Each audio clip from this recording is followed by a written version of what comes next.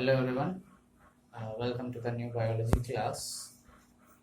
Today, the discussion of our topic is the main discussion is about the human respiration. In the previous class, we had discussed how different organisms respire, what is the process of respiration, how does respiration takes place in different organisms. In today's class, we will discuss how this respiration process takes place in humans. Okay, see, you all know that for respiration and the purification of gas, we have lungs present in our body. So mainly lungs are the main things that helps in the purification of blood in the sense to get us oxygenated blood. Oxygenated blood मिलने के लिए we can see lungs are the main thing that purify our blood. Okay.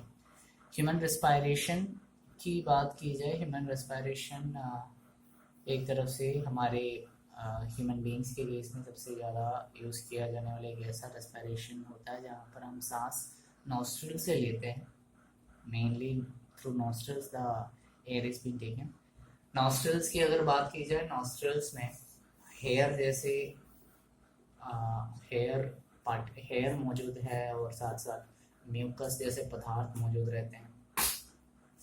So because of the presence of these things, जो dust particles रहते हैं air में मौजूद dust particles, वो आसानी से हमारे रेस्पिरेटरी सिस्टम में एंटर नहीं कर पा सकते. So because of the presence of hair and as well as mucus, हम जो एयर अंदर लेते हैं, जो एयर अंदर लिया जाता है, it is been filtered regularly. Okay. और जो एयर अंदर लिया जाता है वो हमारे रेस्पिरेटरी सिस्टम को या फिर हमारी जो जिस पाइप से, विंड पाइप जिसे हम कहते हैं, जिस विंड पाइप से हमारा एयर जाता है, वो एयर हमारे विंड पाइप को तोड़ ना दे, या फिर हाई प्रेशर का एयर सपोज चला जाता है तो उसे तोड़ ना दे, उसे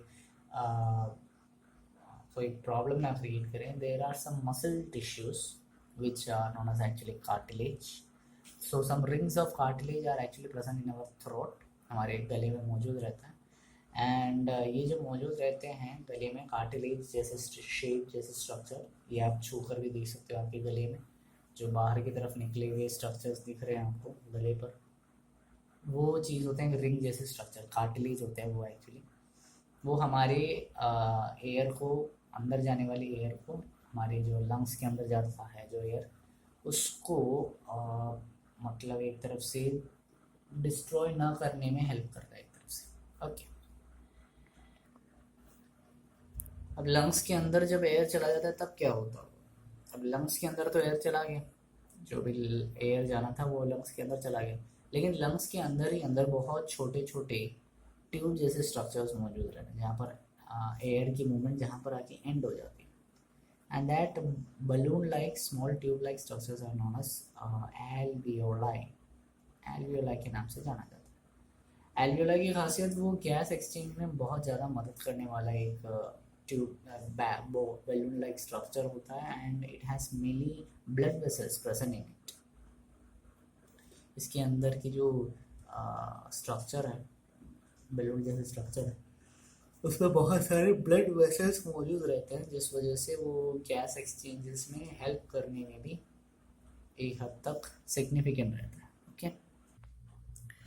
okay. So when this air is being taken inside, जब सांस अंदर ली जाती है तो व्हाट हैपन्स, जो रिब केज होता है हमारा, वो एक तरफ से मतलब सांस जैसे अंदर लेते हैं हमारी छाती फूलने लग जाती है.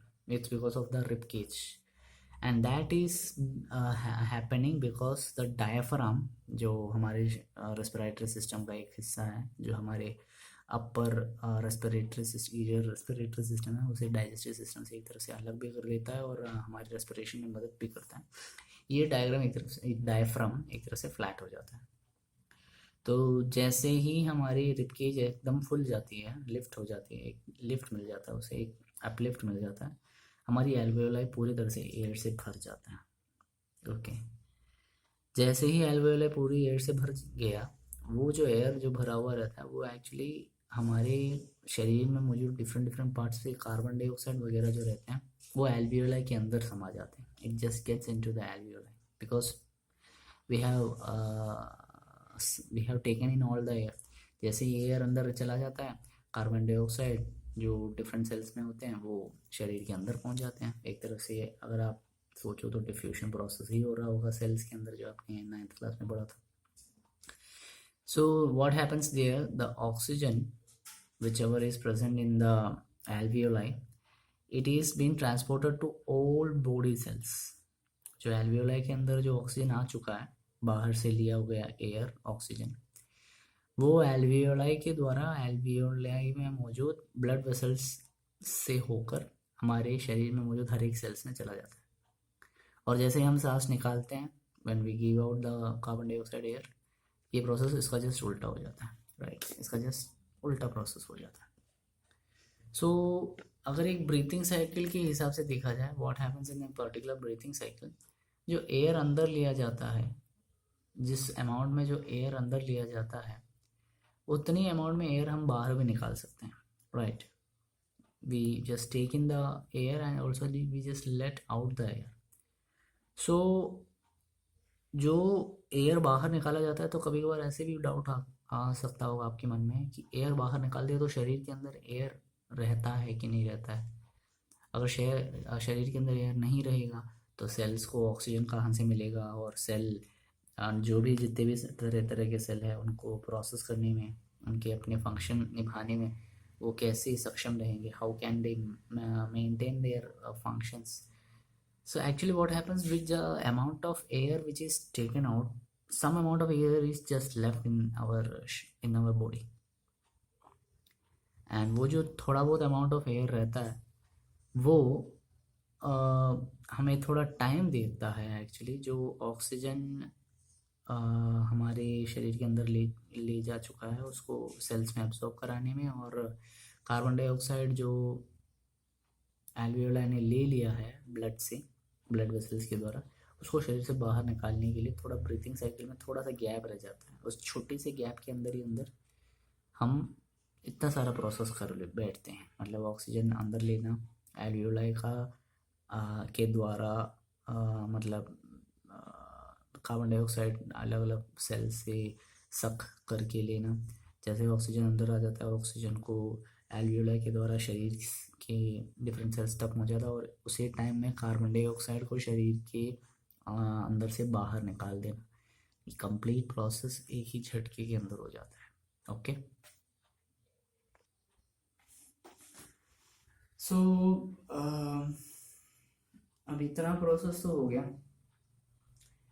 कुछ केसेस में कभी कभार क्या हो जाता है कि हमारी जो रेस्पायरेशन प्रोसेस है वो depending about the body of any organism, it can not be maintained sometimes by the alveoli or the lungs or the different alveolar blood vessels.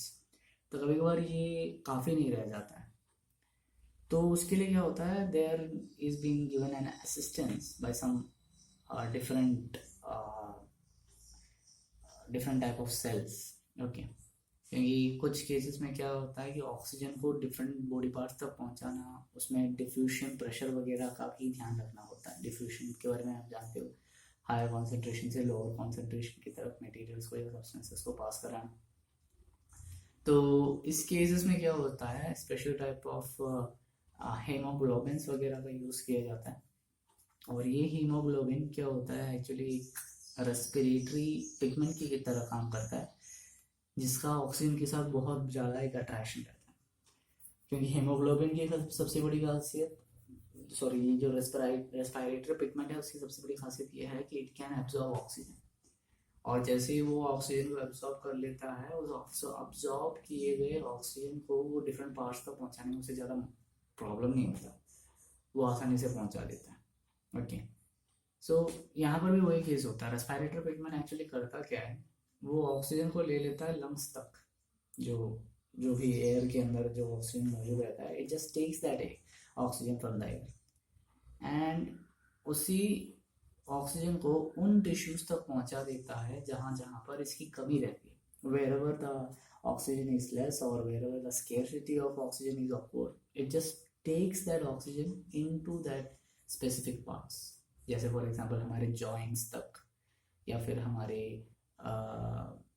Even in our muscle tissues, वहाँ तक oxygen को पहुंचाना थोड़ी मुश्किल वाली बात है. So in that cases this respiratory pigment helps अस.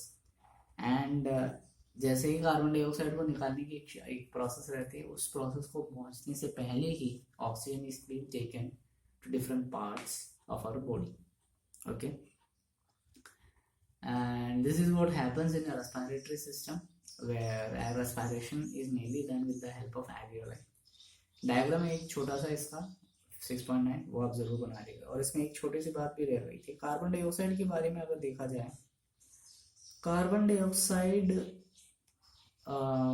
की खासियत, it can easily get sold in water, dissolve in water. Carbon dioxide को पानी में घुलने में ज़्यादा टाइम नहीं लगता.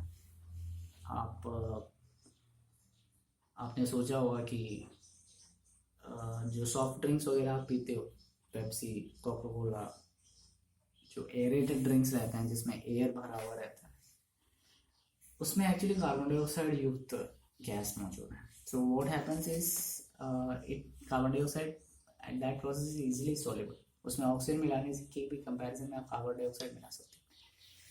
तो कार्बन डाइऑक्साइड हमारे खून में घुलने में ज़्यादा वक्त नहीं लेता है. So because of that, it can be transported easily. Since it has been dissolved in water, it can be transported easily, the carbon dioxide. So ये यहाँ पर इसलिए बताया गया है क्योंकि कार्बन डाइऑक्साइड को अगर soluble, means carbon dioxide is easily soluble then oxygen in case of water, then in our blood different cells, लाखों करोड़ों में बहुत सारे सेल्स मौजूद हैं. So different cells are being could be affected with the higher amount of carbon dioxide. So regularly this carbon dioxide has to be taken out from our body regularly, and because of this regular giving out of carbon dioxide, it happens because of respiration process. अगर ये respiration process नहीं होता तो ये carbon dioxide जो हमारे शरीर में रहता है वो वहीं पर ही पड़ा रहेगा और डिफरेंट प्रॉब्लम्स हमें क्रिएट करके देगा. ओके, तो एक छोटा सा डायग्राम है रेस्पिरेटरी सिस्टम का, 6.9 है figure. Just draw the diagram, complete diagram. So this is all about the class. I hope you enjoyed it. Lockdown extend हो चुका है, आप लोग जानते ही होंगे वैसे. So stay safe and have a nice day.